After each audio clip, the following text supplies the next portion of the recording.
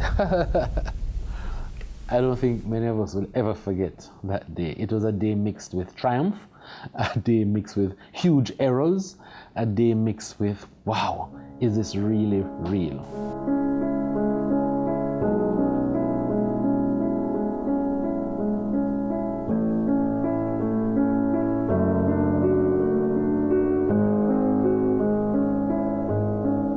I'm Ian McKnight, and I am honored to have been a part of the group of persons who co-founded JFLAG. I have the honor of having been around from we're thinking about JFLAG and being there through all the phases of its development, from thinking about it to deciding what it should be called, to deciding where it could be located, its mission, its vision, everything.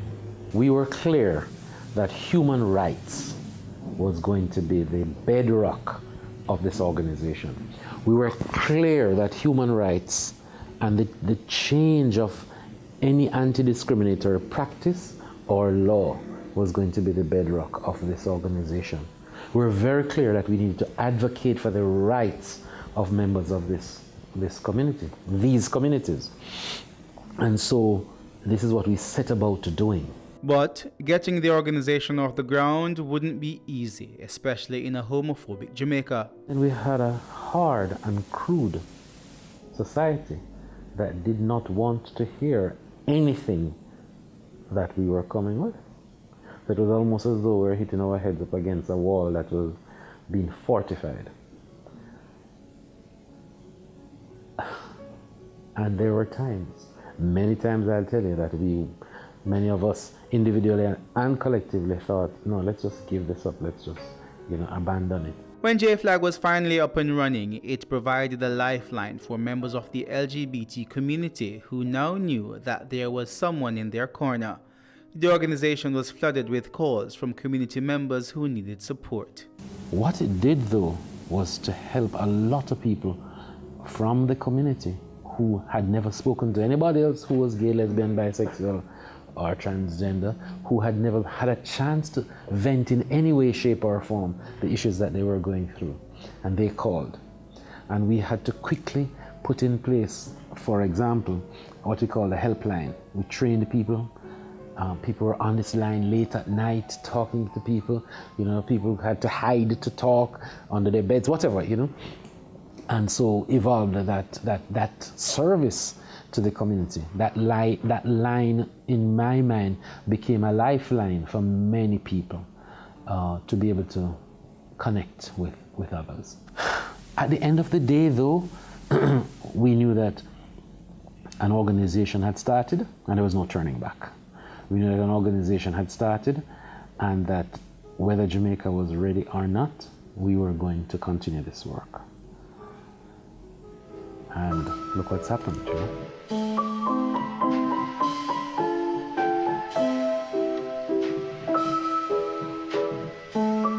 JFLAG has evolved over the last 2 decades, and as the leadership changed, so did the approach to advocacy.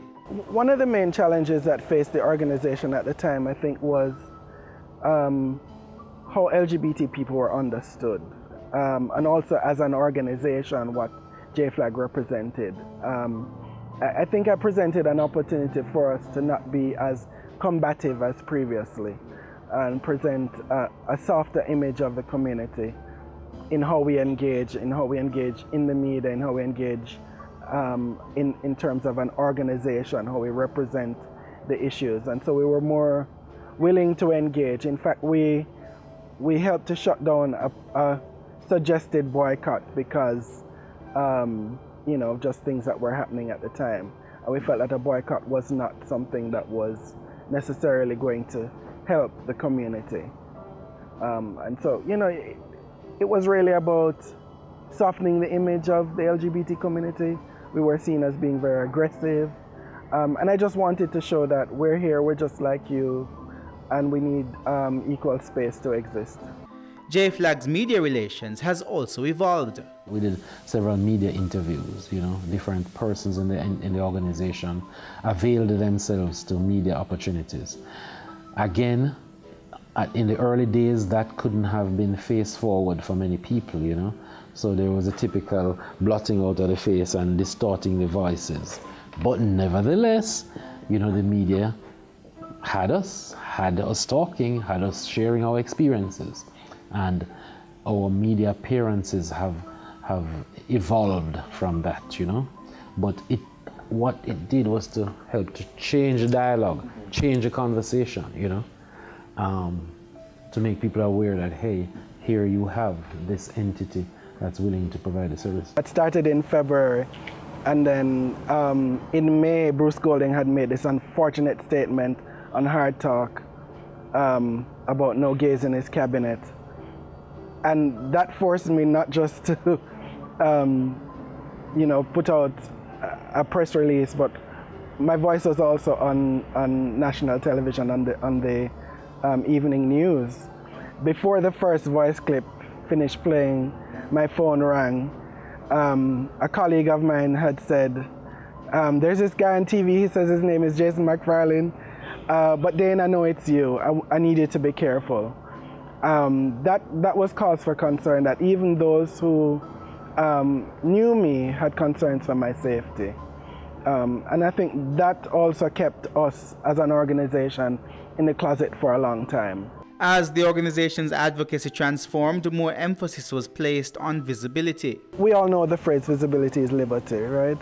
And I think it helped to force us into, in fact, creating that We Are Jamaicans campaign, which demonstrated that it was more than just, I used to say, the five of us sitting on a veranda in Uptown, Kingston 6 in Uptown, trying to represent the community. That campaign offered us an opportunity for also our allies to show up and show that we had support, that it wasn't just us. It also brought, I think, a diverse reality of the issues being faced by the community, and that it wasn't the things that people imagined, and they got to see us as more than sexual beings, which is often the default for many people. There has been a tremendous shift, and I think it's because of the fearlessness and the bravery of these younger bloods, the young bloods. I think back in the day, one of the things that we were most disgruntled about is that you would never see a representative from JFLAG in the media. The face would all be covered, or Dane, the face would all be covered, and we would be like, how can you say then who are you? You are a ghost, you're a mystery. You have no face, you have no identity.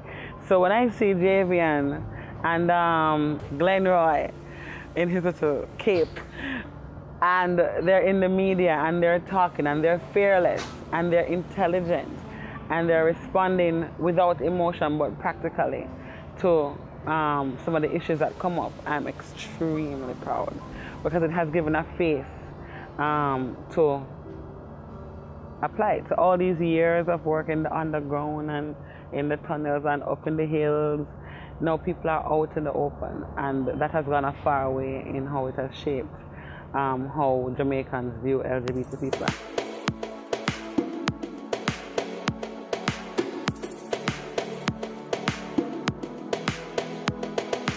Through its work, JFLAG has facilitated the establishment of other groups. There was also this perception that it was always just the G in the LGBT that was represented, and so we ensured that we created space for the women, we created space for the trans, and so also other groups emerged as a result of that. I noticed that when I started with both organizations, that one of the things that was missing was the space for the LBTs, and I'm going to use those three terms: lesbians, bisexuals, and transgender women, regardless of how they were transitioning.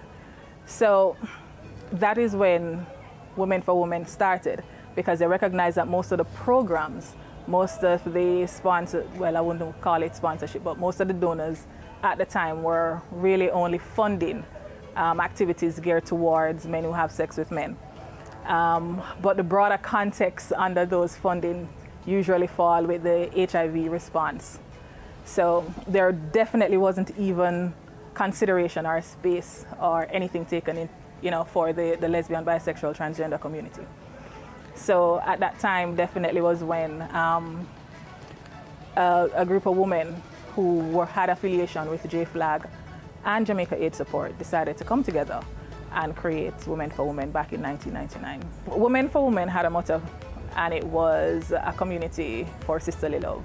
And what they did was they created safe spaces for lesbians, bisexuals, and transgender to come together, to learn, to be entertained, to be themselves, and just de-stress. A part of my advocacy with events also meant going into spaces, not hiding, not ashamed of who you are, introducing who we were as a group, and making sure people understood what we expected and what they ought to expect from us. So that kind of communication changed a lot of people, I can say, because we had quite a few events at various places where people were like, this is the first time I'm actually coming face to face with somebody who is gay and having a conversation, and they're okay.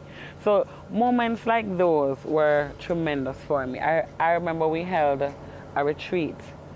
It's some rural place where we rented out an entire villa and we went on a retreat. So it was girls and boys, yes. And it had fun aspects to it, but it also had some healing aspects to it as well. And when we were leaving the retreat house, the entire staff, they cried. They were like, we hear all these things about Batman and Sodomite, but this is something that changed your lives forever. Now those things, where you create, you bridge the misinformation between LGBT people and Jamaicans, was one part of me that I was extremely passionate about. Jamaica has come a far way in terms of LGBT tolerance, and JFLAG has undoubtedly contributed to this. Something as simple as walking on the road, you're wearing a particular type of jewelry, you're usually stereotyped immediately. And what would have happened is there would have been a mob attack. There wouldn't have been a question, there wouldn't have been anybody saying no. Now, you might have a few persons saying no. The immediate response to attack is not there. Doesn't mean it doesn't happen, but it's not there. So if you look at, and this is just me talking off the top of my head, if you talk to most persons, no, they would say to you that 20 years ago you wouldn't see somebody who is homosexual walking down the road with their partner behave in a certain way. You wouldn't see ladies who are considered to be butch, a little bit more masculine in nature, putting on them clothes and stepping out how they feel like stepping out without being jeered at. So that was one of the biggest things. Even when, parties would happen, parties had to happen in secret. You couldn't advertise it as we are advertising Pride now. I mean, social media was not around at that time. But something as simple as word of mouth would have gotten to the wrong ears, and it would have created, a very hostile environment. We're having parties now wherever, in some of the most public places and spaces.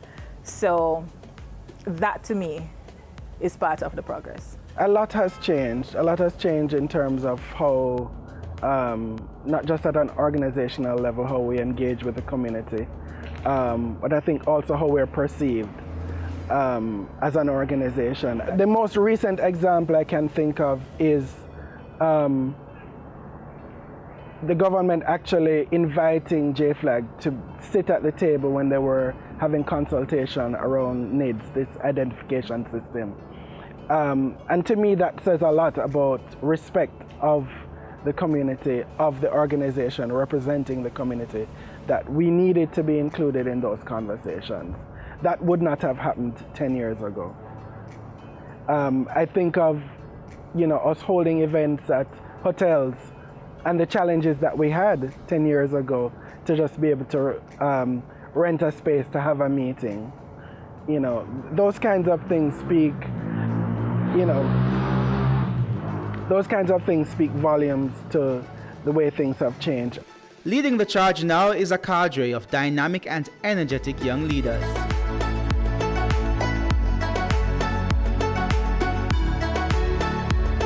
They've embraced new tools to help move the organization forward. One of the things I had studied actually was how to use new media to amplify the work that was being done and to engage LGBT people in a much more strategic and constructive way to bolster the advocacy that is supposed to happen.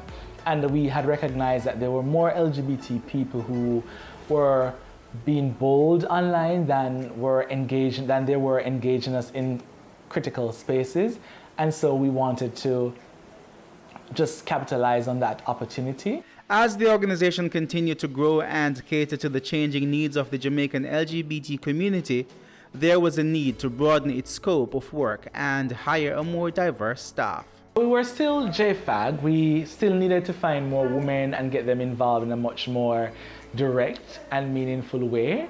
And so through We Change and through other initiatives, we hired more women, and we ensured that when we were doing our advertising for different positions, we encourage women to apply. We encourage people who are from rural Jamaica to apply.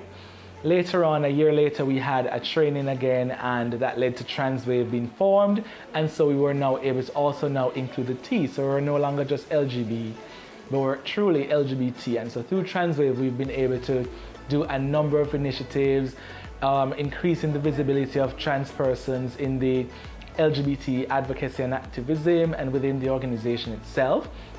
Today we have a transforming JFLAG policy which speaks directly to how we work with people of trans experience, providing them with opportunities for employment, volunteering, etc. Because we feel that it's important to still highlight the challenges faced by the community and find affirmative ways of engaging them within the organization as best as we can. Over the last few years, more emphasis has also been placed on getting more young people involved. We started to focus on young people because there were so many young people who were coming to us with varied issues. Young people were the primary persons who were reporting human rights violations to us. They were the people who were seeking help for when they were being displaced, or when they needed someone to talk to for counseling for relationship issues or challenges they were facing in their homes. And so we needed to really begin to, in a much more focused and strategic way, engage young people. We recognized that young people were also very interested in the advocacy and activism. They had the time, they had the passion, and they were bolder, I think, in a lot of ways than people my age and even older. And so I think we capitalized on that, and we had an opportunity to begin a project. And so we recognized that through the project, we could be training young people around LGBT issues and social justice advocacy and activism to ensure that they had more knowledge and that they had the tools to use in their own spaces with their friends, their co-workers, their classmates, etc., to talk to them about human rights and why it is important to respect people regardless of their differences. And we have seen, I think, phenomenal growth within the LGBT community right across the country, not just with the young people that we have been able to engage directly, but with the people that those young people we engaged directly were able to reach. We saw that there were more people coming out to volunteer at different activities. There were people who were willing to support in different ways, to send you a message to say, this is happening, we think you should come here and talk to somebody, or I have this opportunity and I'd like to talk to you about how I can utilize it. And so we're doing that. And I think that has really led to a lot of growth within the community. And I think in the future, we won't have a handful of people who we can call on as an LGBT community or LGBT movement to do critical work for the community. But we have now lots and lots more young people who are not just gay, but they are lesbians, people who are non-binary, people who are of trans experience, people who are bisexual, who are involved in the movement and who are involved in a lot of other areas and have critical knowledge and tools that they can use to bolster the movement in whatever spaces they now occupy. Looking forward, the organization has some major priorities as it continues to advocate for the Jamaican LGBT community. Going forward, we want to do a few critical things. One, to be much more focused on socioeconomic issues affecting the LGBT community and how the lack of opportunities in that regard or your socioeconomic status impact on the experience that you have as an LGBT person. We also want to continue to importantly engage a wide range of people within the community and key stakeholders in private sector, in civil society, and in government ministries, departments, and agencies, so that the LGBT movement can be truly inclusive and to ensure that we are capitalizing on all the opportunities that are there to ensure that LGBT people have a much safer Jamaica to live in, to work in, to do their businesses in, and to raise their families and just socialize or even worship. It's been 2 decades of stellar work for which LGBT Jamaicans and their allies are extremely grateful. JFLAG, I'm proud of you. Proud to be associated with you. Proud to call you my child. Congratulations on weathering the storm. Congratulations to every member of the team, present and past, who has done anything to contribute to this being the success it has been. We hail you. We hail you on this momentous occasion for pushing the envelope, for pushing back, and for ensuring that the rights of members of the community are upheld. It's a bittersweet celebration. Sweet because, yes, we've come of age. Bitter because there's so much more to be done. Bitter because it has been made harder by other people. Nonetheless, as we did when we started, we will continue to do the work no matter what. So Jamaica, the world needs to know that we are not backing down. Needs to know that we are not folding our arms and going anywhere. This is our country and we're going to make it a good one for all of us. JFLAG, upwards and onwards. Keep your eyes on the rights of our people. Congratulations, JFLAG, on your 20th anniversary. It's been 20 long years of hard work and dedication. It has not been easy. I know I was there for part of it, but it's getting better. The work is shining through. All the pioneers before, we have not forgotten about you. We still see you, we still love you. And we hope that, at some point in the future, we'll all be able to sit at a table, come together, drink 2 drinks, and make it even better for the future generation. Well, JFLAG, I want to say congrats on your 20th anniversary. I know it hasn't been an easy road, having been part of it for, I think, about 9 years. Yeah, you're all grown up now. Congrats. Keep up the good work. It's been 20 years and you have come a very far way. I am personally very proud of you. I wish you and your new team all the successes. I am extremely excited about this young blood. Javion and his team, you have been putting a face to the LGBT movement, and I'm extremely excited for that. So congratulations and all the best for 20 more. This year, the LGBT movement in Jamaica celebrates 40 years, and it is wonderful to know that JFLAG has been a part of that history for all of 20 years. I want to say a big thank you to all the people who have gone before me, who worked tirelessly at a time when there was no funding, when there were so few opportunities, and when so many LGBT people, allies and advocates and activists had to hide, when they couldn't be as open as many of us are now. I want to say thank you all. Thank you to the people at Gay Freedom Movement for starting this wonderful LGBT movement. Larry Chang and his friends and several others, all the businessmen and women who provided their businesses for meetings, all the people who started GlabCom at JASL, and the wonderful work that you have done with the community over the years, and to the 12 or so men and women who started this wonderful organization, which many of us are now proud of, JFLAG. Thank you all.